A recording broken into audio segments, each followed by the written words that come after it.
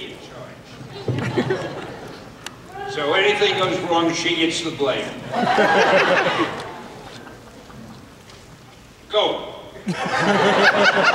What are we supposed to do? Hi. I'm Shannon. I'm the moderator today here for Stanley. We are going to be doing Q&A. If you have a question, please come up to the mic. We will be doing questions until 2:05, and then we are cutting them off, just to let you know. So please do come up to the mic. If you have questions, there is a mic in the middle right up here, so please do come line up for us.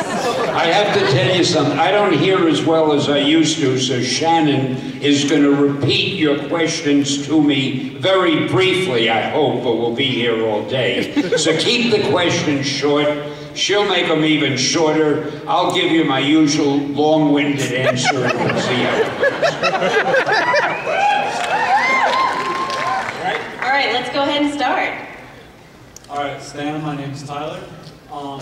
As a writer, I'm just now starting doing my own characters in comics. I was wondering how I would get started and if you had any advice for me. I managed to hear that. I don't know. As an artist, it's kind of easy because you just draw up some samples and you send them to an editor, or you meet one of the editors at a comic book convention, and it's pretty easy to tell, looking at someone's artwork, it's easy to tell at that moment if this fella has what you're looking for or not. As a writer, if you show somebody some pages that are typed, it just looks like type.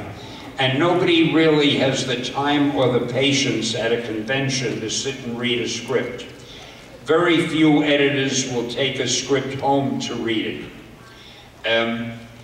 There are so many professional writers who are trying to get into comics now that there are screenwriters and television writers and novelists, and believe it or not, they all want to write comics. So any new person has a lot of competition.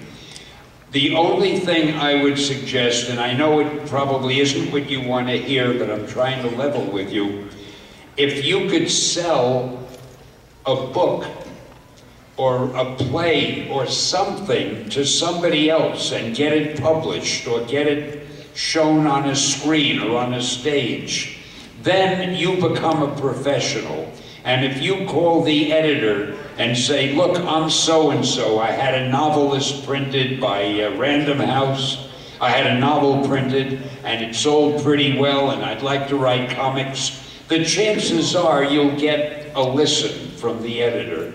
But if you're just a new guy, I don't even know what to tell you.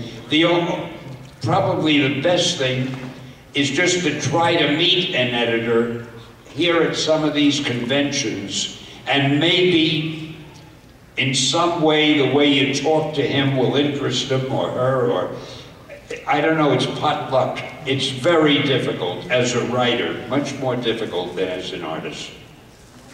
All right, thank you. See, when I was writing them years ago, nobody wanted to write comics. So anybody who'd come up and say, hey, I'd like to write some stories, the editor would grab them. I found another sucker. It's just different today. Hi. Hello, my name is John, and my question was just asked, but I have contingency plans, so. Stan, how does it feel to basically create a universe, and how easy did they come to you? Like, did one day, I'm going to create Spider-Man, the next it's X-Men. How was that, you know? I believe it or not, you know, this room has better acoustics than any I've ever been in. That question too.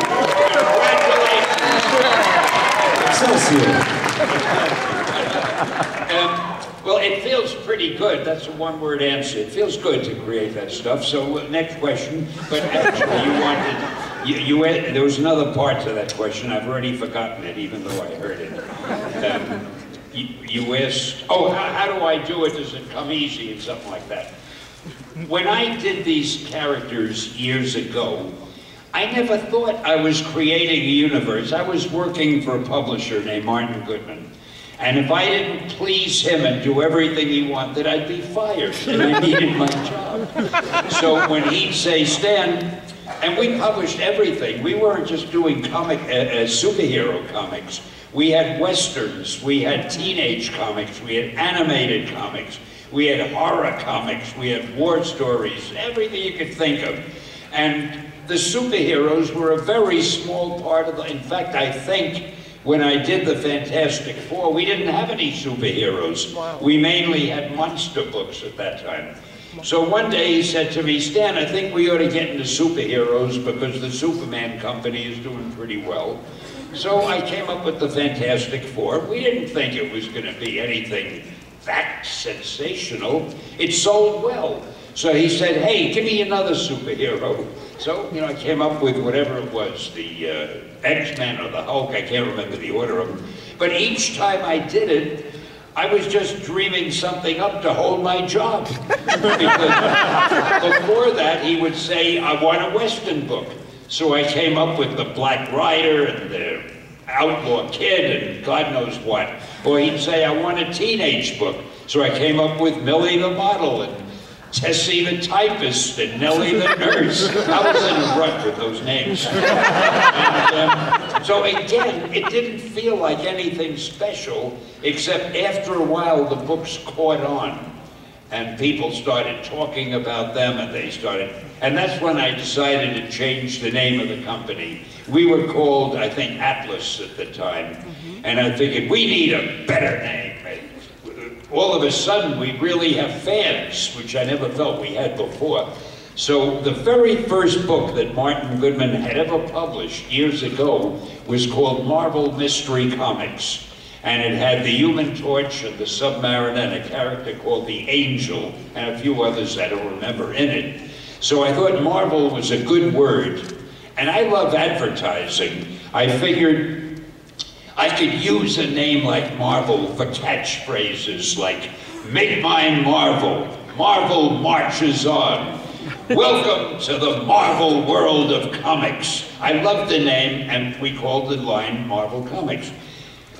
National Comics, which at that time was doing Superman and Batman, they decided if we're changing our name, they're going to change theirs.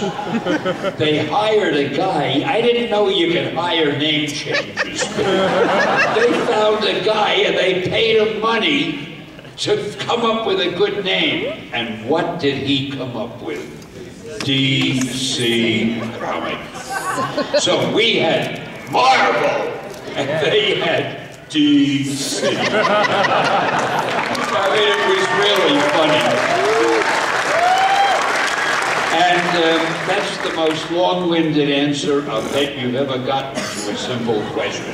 I'm looking over there. It sounded like the question came from there. It probably came from there. I have no way of knowing. Thank you. Thank you. Thank you.